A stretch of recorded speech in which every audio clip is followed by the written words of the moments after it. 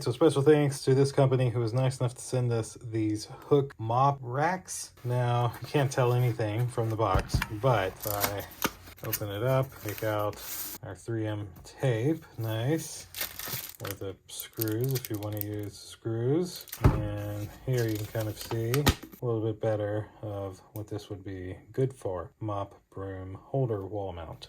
So that's it for the box, and this is the actual broom mount. Now what's really great about this one is these right here, because these are designed to take any size item that does not have a hook. And like for example, I think like our mop or broom doesn't have a hook, so we don't have a way to put it on the wall. So this will be perfect because it'll hold it in place. So we're gonna put this up on our wall and show you exactly what this looks like.